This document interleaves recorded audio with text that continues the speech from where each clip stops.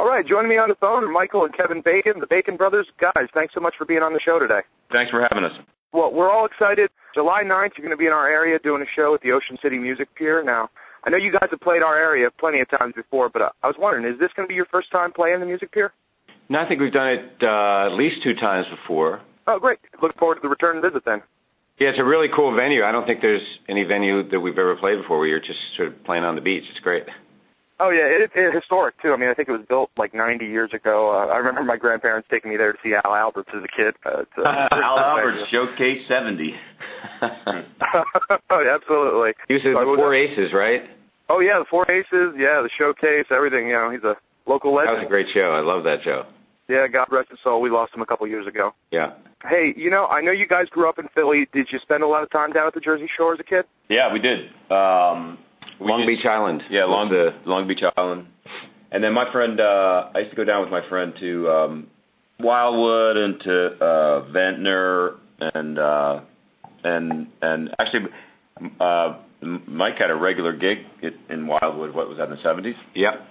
I want to, say that you guys, your music, it's really eclectic. I mean, there's no way to tie the Bacon Brothers down to any one style or genre, and you certainly developed quite a following over the years. But I want to, just for the listeners who maybe if they've never attended one of your shows in the past, can you give them an idea? What can they expect from an evening, in Ocean City with the Bacon Brothers? Yeah, we have a 6-piece band. Kevin plays acoustic guitar, percussion, and harmonica. I play acoustic guitar, electric, and cello, and then we have an electric guitar player, a bass player, drummer, and keyboards. And all the songs are songs we wrote.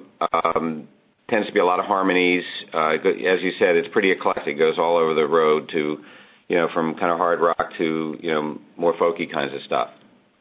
Now, Michael, you're the bigger brother, right? Yes. No, I mean, okay, older. so I think Kevin's half an inch taller than I am, unfortunately. I'm at least 2 inches taller. The elder brother, then.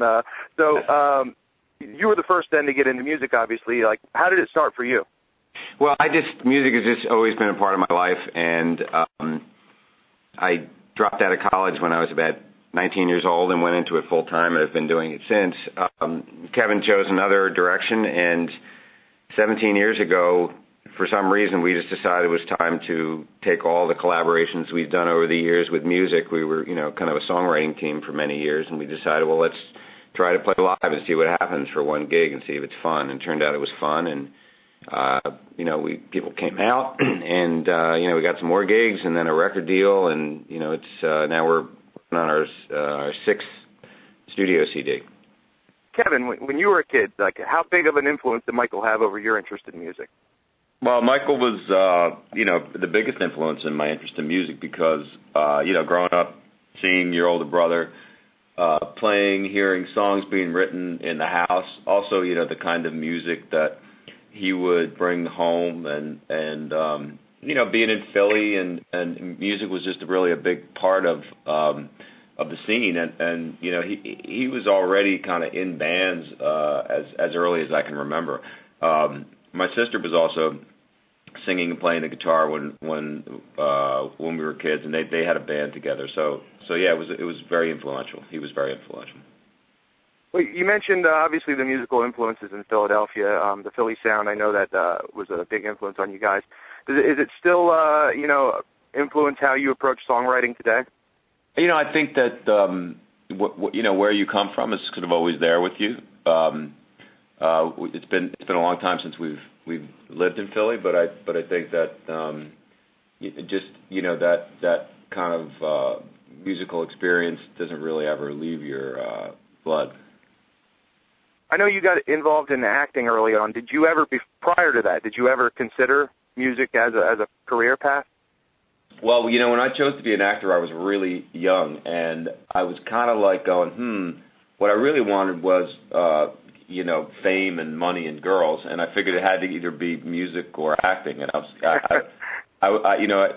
it was what was important to me was like the idea of being on the cover of Tiger Beat more than like what I was actually going to do. I happened to choose the acting because I took an acting class. I really liked it.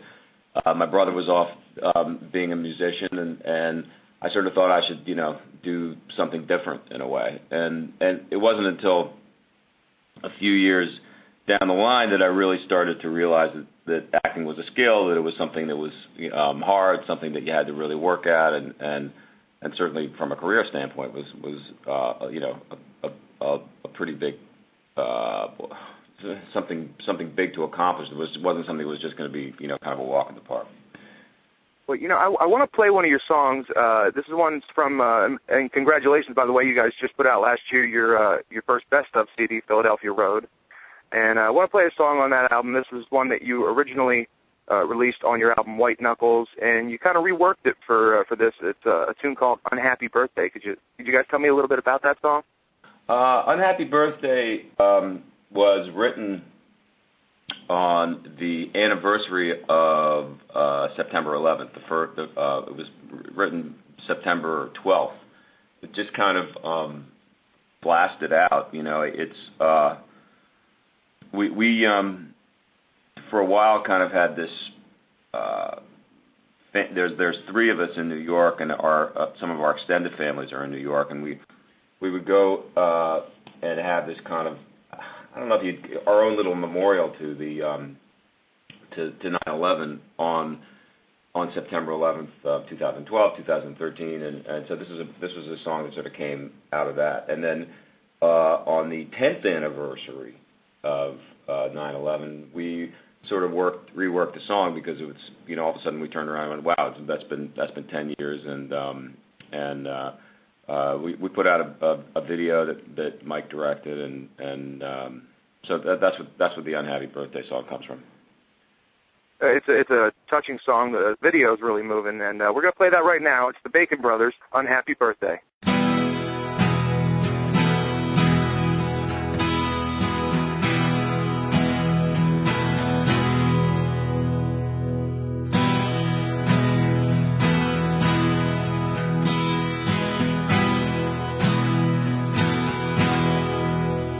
Light a candle. Has it really been 10 years?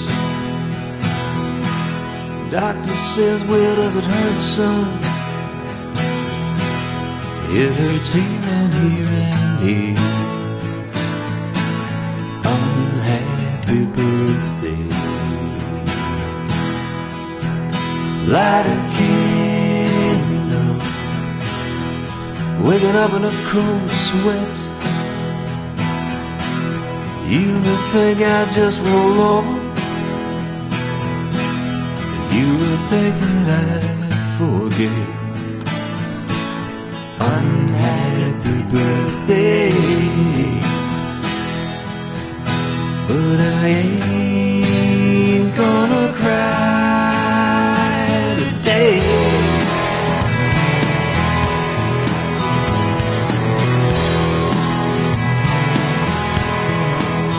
Light a candle.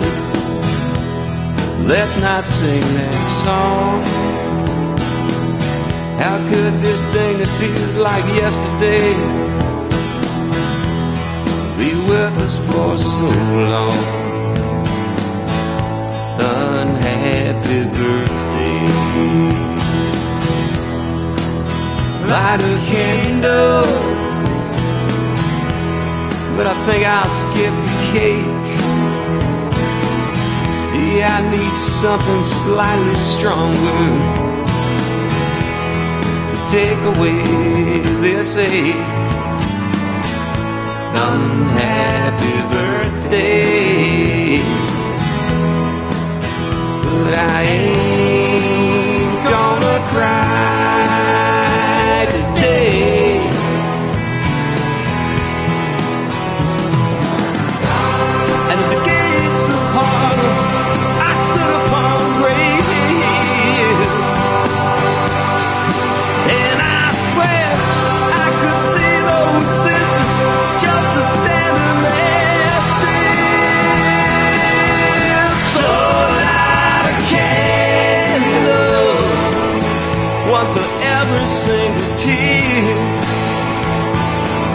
One for every single second, every second, yeah. Unhappy birthday.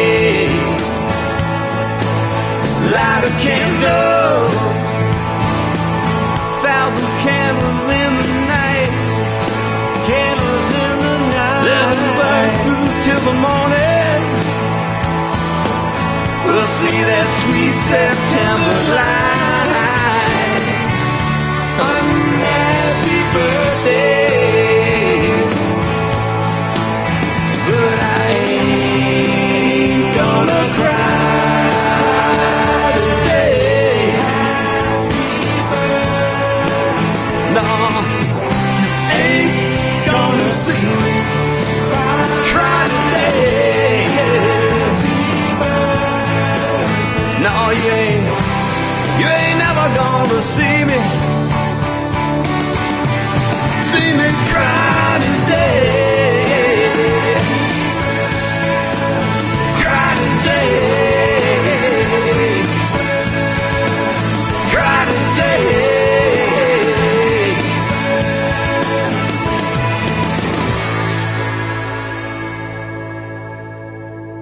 How do you guys approach songwriting? Do you write together, separately? Well, we used to collaborate more before Kevin's musical skills were, kind of reached the point where he could do it himself. Now he has his own studio and he plays a lot of different instruments, so we do write kind of independently. But in terms of the kind of songs we write, before we had the band, we were trying to write songs for a different reason than we do now. We tried to write songs that, would be hit records for someone else or, catch on a craze. Like we wrote this song called Preppy Rock when everybody was buying shirts with alligators. And when we formed the band, I think that we kind of looked at each other and said, we got to now get on stage and communicate with people, so we sort of have to stick a little closer to home. So I would say overall our success, and if we've had any success in songwriting, has been writing songs that are more generated out of personal experiences than more subjective ideas. For instance, you could, let's say, the first kind of songwriting we would do is we'd think of a title like I'm Going to the Jersey Shore, and then you would try to write a song about somebody going to the New Jersey Shore, as opposed to a song where we might have been at the New Jersey Shore and met some girl and she broke our heart, and you're writing more about a personal experience rather than sort of just trying to craft a song around an idea. So when you do hear the band, you tend to find out a lot about us as people, just because it's kind of confessional in a way. So I think that's really what's worked for us over the years, and we kind of sink or swim on the songwriting because we're not the greatest singers in the world or greatest players in the world, but we try to put on a show that people can identify with, and hopefully they're hearing the songs for the first time mostly. So you're kind of asking a lot of an audience in terms of their participation, but so far I think it works pretty well. Well, you guys have developed quite a following over the years. When you guys first started it, were you met with any skepticism over the whole movie star and a band thing? I think that we're still met with skepticism. I mean it's that was always going to be part of the deal. That it's that people have a pretty healthy mistrust of the idea that an actor can also play music or write songs or put on a live show. That's kind of like always been the way it is, and we continue to see that, but we don't really focus on it too much, honestly. You can't, if you have to get up there and play and play a song and remember the song and put it across well and sing. You can't be sitting there going, "Oh wow, I hope this is going to work because we have a movie star in the band." It does, that's just not the way you can do it. Yeah, that buys you about 2 minutes, but then you've got 2 hours of the show left, and you have to. After they've seen what Kevin is wearing, it kind of wears off. Right. Yeah. Well, I mean, I'll tell you what. I think everybody who shows up in Ocean City, if they have that preconceived notion, they're going to be pleasantly surprised. You guys put on a heck of a show. We don't. I tell you one thing we always say is that I don't think we've ever had a bad show in New Jersey. I mean, I don't want to jinx it, but for some reason, New Jersey is arguably the best place for us to play, and a lot of our fans are from New Jersey, and it's just always fun to play there. I mean, I'm not quite exactly sure why. Maybe it's because we're Philadelphians who moved to New York, so we kind of have to have a happy medium. but we always have fun playing in Jersey. Well, your last album was a great CD, 2008's New Year's Day. Have you guys began writing material for your next album? Yeah, we have. We just finished our first song. It's called 493 Miles, and it's a really beautiful song that Kevin and the guys in the band wrote. And we're trying to figure. It's kind of a brave new world now. With you write a song. It used to be you'd have a record deal and you'd get 10 of them done, and then the record company would release it, and you'd go out, take the band out and support, and you do publicity and stuff. And now it's a little bit more ambiguous about how you actually release a song. So that's we're currently kind of trying to figure that out, and hopefully we'll get it out in some kind of a platform that people will hear, because I think it's a really nice song. Very proud of it. Can we expect to hear that in Ocean City, July? Oh yeah, we'll play it. Yep. Hey, Michael, you got any new film score projects in the works? Yeah, it's kind of interesting. I do a lot of television stuff, and I've been doing a series with this guy named Henry Louis Gates, who's did a show called African American Lives, and then it became African American Lives 2, and then Phases of America, and now it's called Finding Your Roots, and it traces genealogy of some Americans that are well known. And in this particular series, my brother and Kira, his wife, are two of the people that are involved in it. So it's kind of a funny collaboration where all of a sudden I'm usually writing music behind people that I don't know, and there's my brother and sister-in-law. So it was really kind of fun. And it shows on Sunday nights on PBS. Hey, Kevin, how about you? Any new film projects?